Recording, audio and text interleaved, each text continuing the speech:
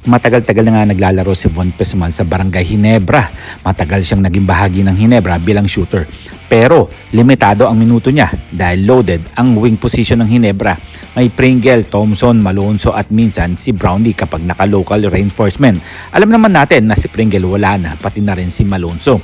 Na-trade siya dahil mas gusto ng Ginebra na makakuha ng players na mas swak sa rotation ng sistema ni Coach Tim Cone, lalo na sa depensa at versatility. Mahalaga ang shooting ni Von pero hindi siya nakakuha ng consistent na playing time, kaya mas mainam na i-trade para magamit din siya ang potential niya sa ibang team. Well, eto nga si Von Pesmal talagang nagtyaga sa Barangay Ginebra, pero ang bagsak niya rin matitrade din siya at ipamimigay din sa ibang kupunan. Well, kung akong tatanungin nakakaawa naman din si Von Pesmal dahil nagtagal din to sa Barangay Ginebra sa SMB, kaya kung ako medyo nangihinayang din ako dahil alam naman natin na talagang shooter ito si Von Pesmal dahil marami na rin ang patunayan to noong college days niya. Well, pag-usapan naman natin itong si John Abis na rookie prospect na kinuha ng Ginebra, pero sa sistema nila kailangan ay ready to contribute agad. Katulad nga ni Scottie Thompson noon, di ba mga pare ko? Posibleng hindi pa ganoong kahinog ang laro niya para sa Ginebra system. Kaya mas ginawang asset sa trade para makakuha ng mas solid na piyesa na makakatulong kagad sa Barangay Ginebra. Madalas ganito ang ginagawa ng Ginebra na kinukuha ang bata, pero kapag may mas magandang kapalit, pinapalit agad para sa mas immediate need ng team. Ito nga si John Abis nga talagang mapapatunayan neto na may ibubuga siya sa Barangay Ginebra dahil ilang beses na nga ito naging best player sa Perpetual Help. Well, alam naman natin talagang magaling tong si John Abis dahil dyan din nanggaling si Scottie Thompson. Marami nga nagsasabi bakit daw ipinamigay ito at hindi na lang gamitin ng Barangay Ginebra dahil malaki talaga ang maitutulong neto.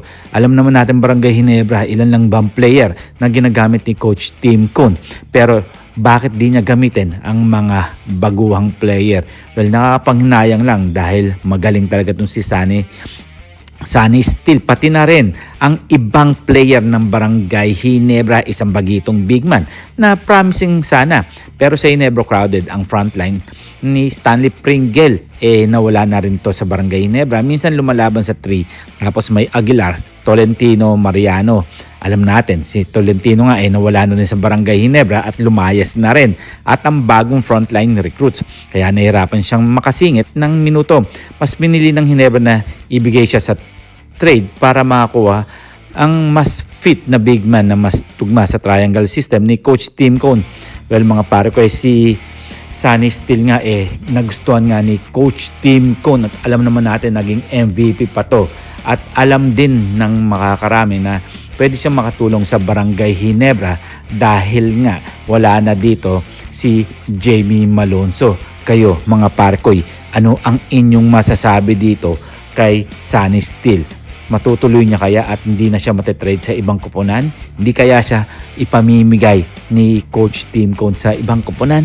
Well, yan ang mga hihintayin natin mga parkoy dahil kapanapanabik nga ngayon darating na season sa PBA kung sino-sino talaga ang pwede at pwedeng maglaro sa sistema ni Coach Tim Cone, pati na rin mga rookies ng ibang kupunan. Siguro hanggang dito na lang tayo, at huwag natin kakalimutan na mag-subscribe, mag-comment, like, and share, and then please click the bell para ma-receive ninyo lahat ang aking notifications. See you for my next video. See you for my next vlog. God bless.